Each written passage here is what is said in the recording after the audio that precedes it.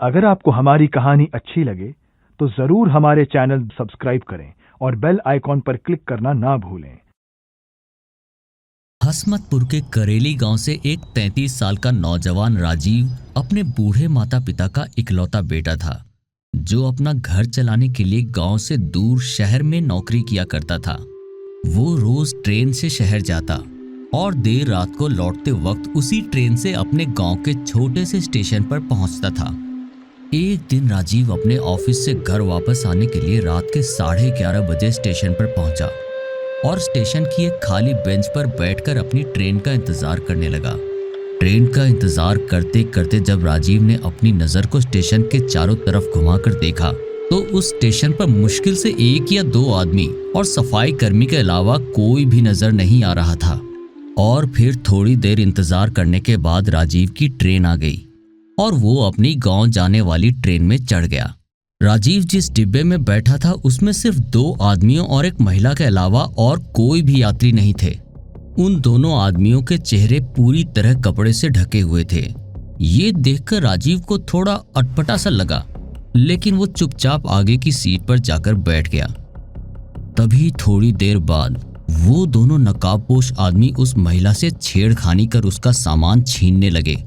महिला अपने बचाव में जोर जोर से चिल्लाने लगी, छोड़ो मुझे, मेरा सामान क्यों छीन रहे हो? मैंने तुम्हारा क्या बिगाड़ा है? छोड़ दो मुझे। और वो महिला राजीव की तरफ देखते हुए उससे मदद मांगने लगी। कोई है? प्लीज बचाओ मुझे, बचाओ बचाओ। तभी राजीव ने हिम्मत करके उन दोनों आदमियों से कहा, ए, कौन हो तुम सब? छोड़ दो उसे। ये तुम लोग क्या कर रहे हो? क्यों छीन रहे हो उसका सामान? ये गलत बात है। तभी वो दोनों नकाबपोश आदमी राजीव को चाकू दिखाकर अपनी जगह बैठने के लिए इशारा करते हुए कहते हैं, चुपचाप जाकर अपनी जगह पर बैठ जा और तमाशा देख, वरना इसी चलती ट्रेन से तुझे भी बाहर फेंक देंगे और तेरी लाश भी कोई ढूंढ नहीं पाएगा। उनके ये कहते ही राजीव डर के मारे चुपचाप जाकर अपनी सीट पर बैठ गया।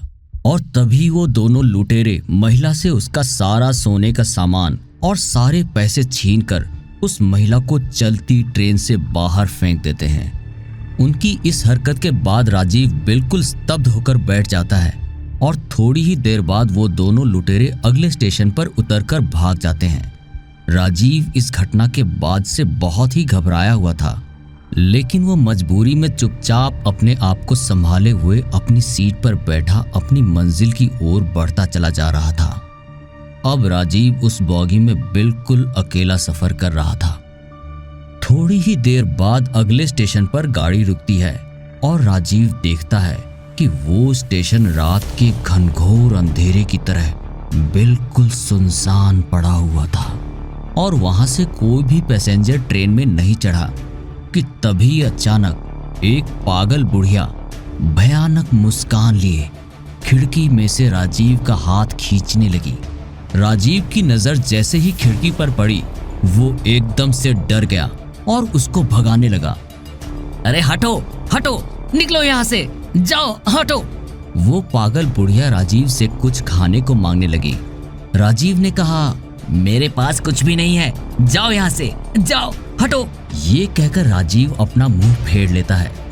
तभी अचानक वो पागल बुढ़िया खिड़की से ओझल हो जाती है। जब राजीव की नजर खिड़की पर पड़ती है तो वो सोचता है कि शायद वो चली गई, लेकिन जैसे ही वो अपनी बगल की सीट पर देखता है वो डर के मारे अपना दिल थाम लेता है, क्योंकि वही पागल बुढ़िया डिब्बे के अंदर राजीव के बगल की सीट पर बैठी हुई थी। और तभी ट्रेन चलने लगती है। ये देख राजीव ने तुरंत उस पागल बुढ़िया को अपने बगल से हटाया और जाने को कहा। अरे हटो, दूसरी सीट पर जाकर बैठो, यहाँ से हटो, जाओ हटो। राजीव को अब डर लगने लगा था, क्योंकि बॉगी में उस पागल बुढ़िया के अलावा और कोई भी नहीं था।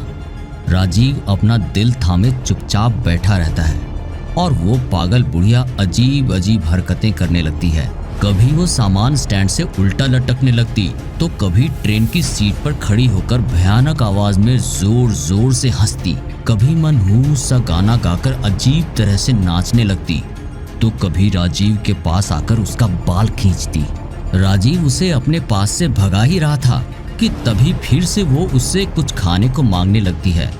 राजीव के पास कुछ भी नहीं बचा था, इसलिए उसने उसे कुछ पैसे दे दिए, लेकिन उसने वो पैसे फेंक दिए। तभी राजीव ने उसे जोर से डांटते हुए कहा, अरे नहीं है मेरे पास कुछ, जाओ यहाँ से, मेरे पास से दूर हटो। और फिर वो पागल बुढ़िया डरावने तरीके से मुंह बनाने लगी और फिर एक अजीब मनहूस गाना गाते हुए अजीब तरह से नाचते हुए पूरे बॉगी में दौड़ने लगी। राजीव अब ये सोच रहा था कि जैसे ही अगला स्टेशन आएगा वो उतरकर बॉगी बदल लेगा।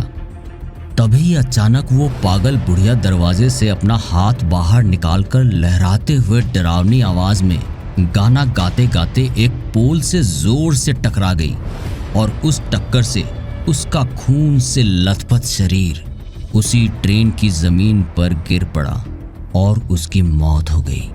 अपने सामने खून से लथपथ लाश देखकर राजीव को अब बहुत डर लगने लगा था।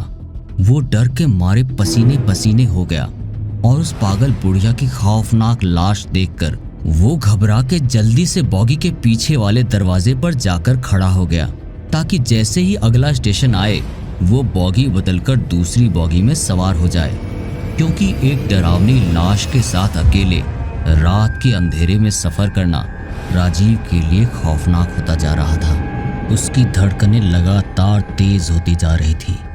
डर के मारे कभी राजीव गेट से बाहर अंधेरे में आगे बढ़ रही झाड़ियों को देखता, तो कभी ट्रेन के अंदर पड़ी खून से लथपथ उस लाश को, जो बिल्कुल बेसुध पड़ी हुई अपनी खूनी आंखों से मानो राजीव को ही घूर रही थी।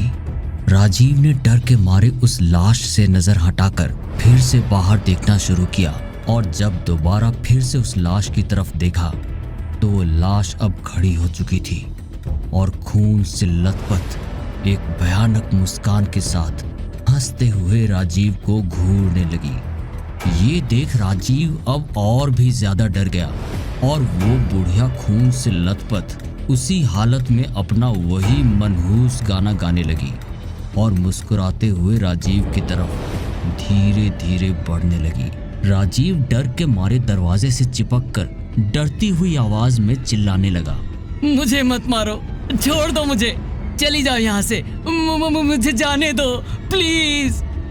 तभी उस पागल बुढ़िया की लाश राजीव की तरफ बढ़ते बढ़ते एकदम अचानक धड़ाम से ट्रेन की जमीन पर गिर पड़ती है और फिर वो एक लाश की तरह राजीव के सामने गिरी हुई होती है। राजीव चैन की सांस लेता है। तभी अगला स्टेशन आने से पहले ही ट्रेन एक जंगल में रुक जाती है। वो लाश फिर से जिंदा होकर उसे मार न डाले, इसी डर के मारे राजीव इस मौके का फायदा उठाकर बिना पीछे देखे डर के मारे उस जंगल में ही उतर जाता है। और जैसे ही वो दूसरी बॉगी के दरवाजे तक दौड़ते हुए पहुंचने की कोशिश करता है कि तभी ट्रेन की रफ्तार तेज हो जाती है। राजीव अपनी पूरी ताकत लगाते हुए दौड़कर ट्रेन का पीछा करता है, लेकिन ट्रेन अपनी रफ्तार पकड़ते हुए आगे बढ़ जाती है और राजीव की ये आखिरी ट्रेन भी उससे छूट जाती है। अब राजीव गहरे घने सन्नाटे में ट्रेन की पटरियों पर बिल्कुल अकेला खड़ा था। जंगल की पटरियों का वो घनघोर सन्नाटा चारों तरफ से उसे एक अजीब से डर का एहसास दिला रहा था। राजीव अब खुद को बिल्कुल असहाय महसूस कर रहा था। अब वो जोर जोर से रोने लगा और घबराकर पटरियों के पास ही आंख बंद करके बैठ गया और आसमान की तरफ हाथ जोड़कर ईश्वर से अपनी जिंदगी की प्रार्थना करने लगा।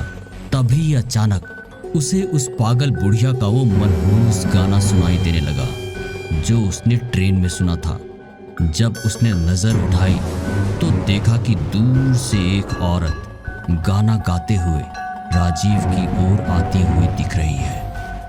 जब वो थोड़ा और करीब आई तो चांद की हल्की सी रोशनी में राजीव को नजर आया कि वो वही पागल बुढ़िया है जिसकी लाश ट्रेन में पड़ी थी। ये देख राजीव का डर अब भयानक खौफ में बदल गया। वो पागल बुढ़िया खून से लथपथ नाचती हुई उसके तरफ बढ़ती जा रही थी।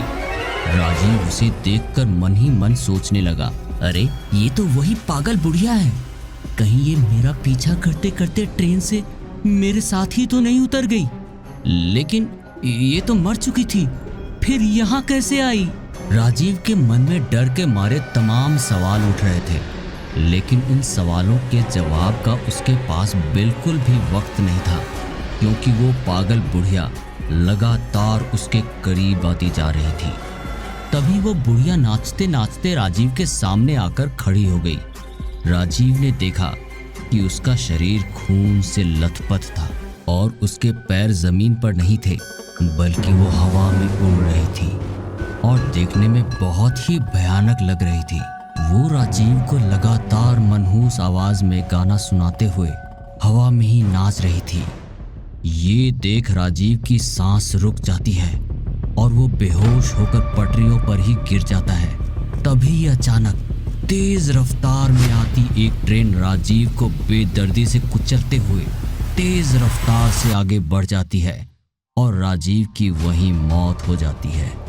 राजीव की इस दर्दनाक मौत के बाद से अब उन पटरियों से जाने वाली हर ट्रेन के यात्रियों को रात के 12 बजे के बाद राजीव की आत्मा उन्हीं पटरियों पर खड़ी दिखाई देती है, जिसके चारों ओर एक भयानक बुढ़िया वही मनहूस गाना गाते हुए हवा में नाचती हुई दिखाई देती है। ये कहानी है मीना की। मीना जन्म से ही बोनी और गरीब थी। एक अनाथालय में उसका बचपन बीता और फिर वो बड़ी होने के बाद वो लोगों के घर जाकर काम करके अपना गुजारा करने लगी। मीना अपने कद के कारण लोगों का मजाक बनती रहती। लोग उसे चिढ़ाते और उसका मजाक उड़ाते। मीना को इस बात का बहुत दुख था, मगर फिर भी वो इन बातों को भूलकर अपना काम करने लगी। ऐसे ही एक दिन गांव में 3 लड़के आए, रमेश, सुरेश और महेश।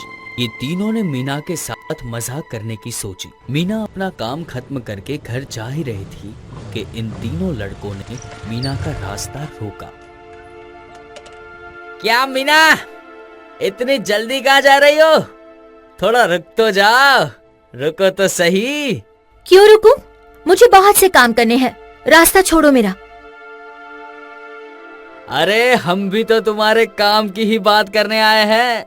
मेरे काम की बात? मतलब? तुम्हें हमारा एक काम करना होगा, जिसके लिए तुम्हें 500 रुपए मिलेंगे। 500 रुपए? रमेश सर्कस में इस्तेमाल होने वाले नाक और टोपी देते हुए बोला, हाँ तुम्हें सिर्फ ये जोकर वाली नाक और टोपी पहननी होगी। बस इतना सा काम करूंगी तो मुझे 500 रुपए मिल जाएंगे? हाँ, तुम ये पहनो तो सही। मासूम मीना जोकर की नाक और टोपी पहन लेती है। ये देखो, मैंने नाक भी लगा ली और टोपी भी पहन ली। अब लाओ मेरे 500 रुपए। महेश ने अपनी जेब से 500 रुपए निकाले, पर मीना को देने के बजाय उसने नोट अपने हाथ में ऊंचा उठा दिया और बोला, ये लो तुम्हारे 500 रुपए। महेश ने नोट ऐसे रखा था कि मीना उस नोट तक आसानी से पहुंच ही नहीं पाती। मीना उस नोट को पाने के लिए कूद रही थी, फिर भी ये नोट उस तक पहुंच नहीं रहा था।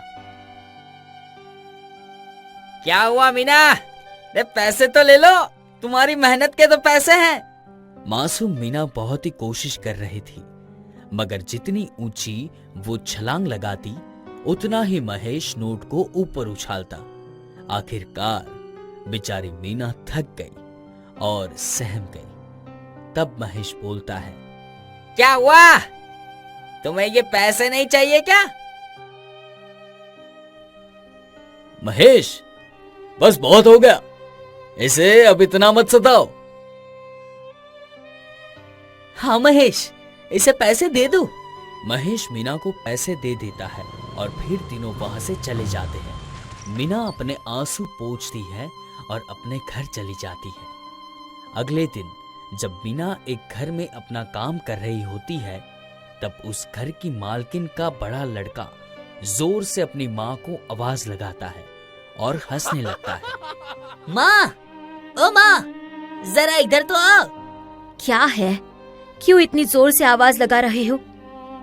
वो लड़का अपनी माँ को मोबाइल पर कोई वीडियो देखता है जिसे देखकर वो जोर जोर से हंसने लगता है। मालकिन मोबाइल लेकर मीना के पास आती है और उसे ये वीडियो दिखाते हुए पूछती है, मीना, इस वीडियो में तुम ही हो ना?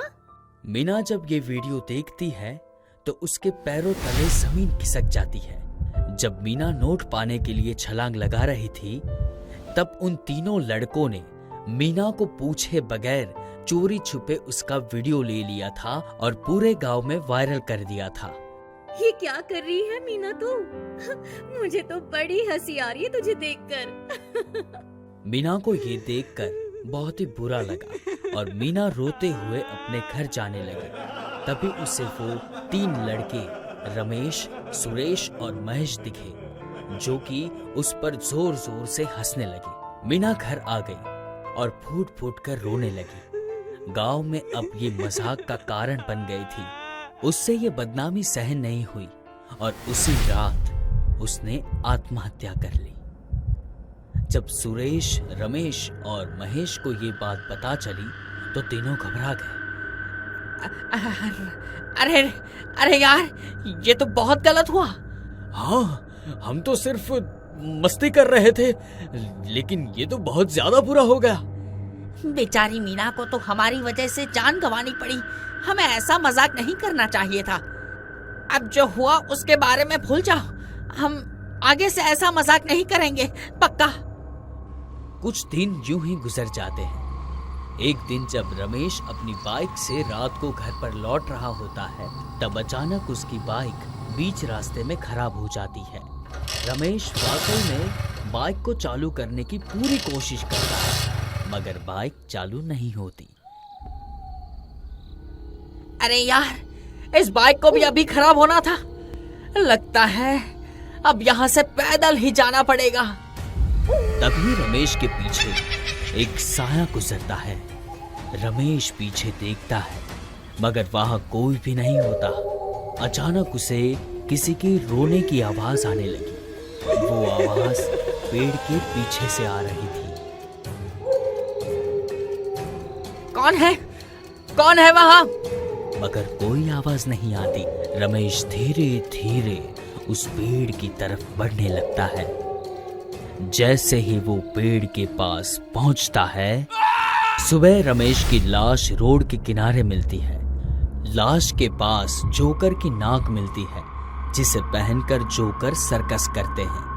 पुलिस ने इसे एक्सीडेंट बनाकर फाइल बंद कर दी। अपने दोस्त की मौत की खबर सुनकर महेश और सुरेश दोनों भी उदास हो जाते हैं मगर उदासी के साथ साथ उन्हें बेचैनी और डर भी सता रहा था। सुरेश, तुझे क्या लगता है, सच में रमेश का एक्सीडेंट हुआ होगा? मतलब तू कहना क्या चाहता है?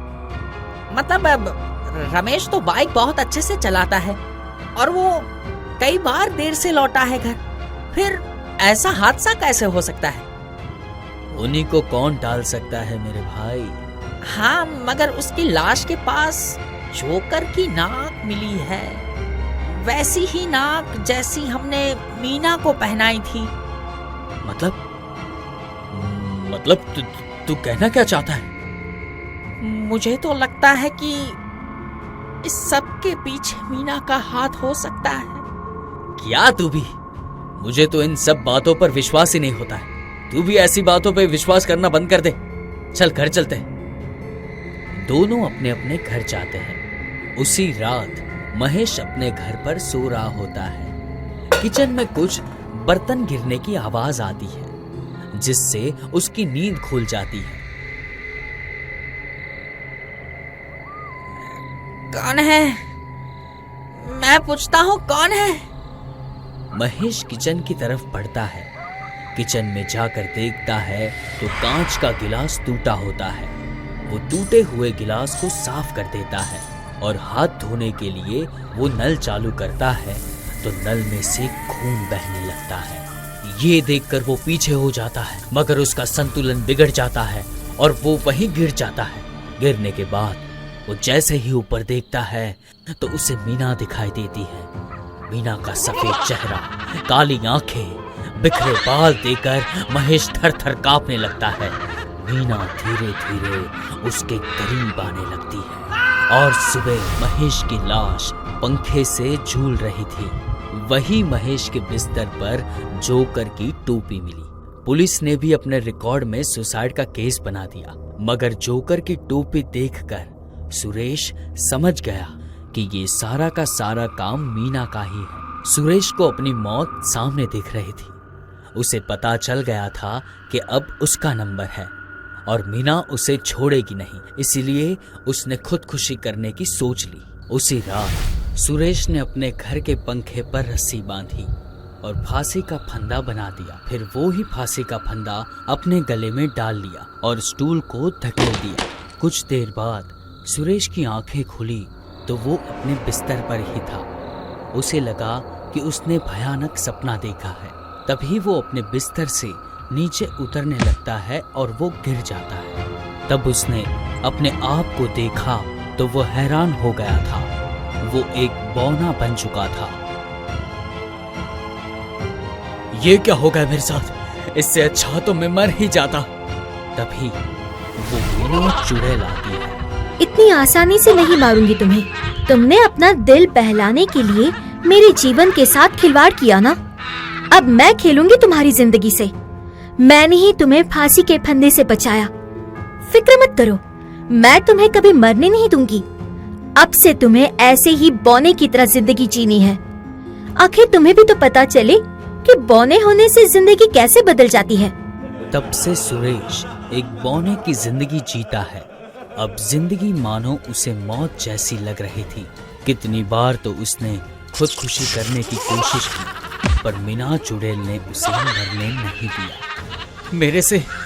मेरे से जाने बहुत बड़ी गलती हो गई, जिसकी सजा मैं भुगत रहा हूँ।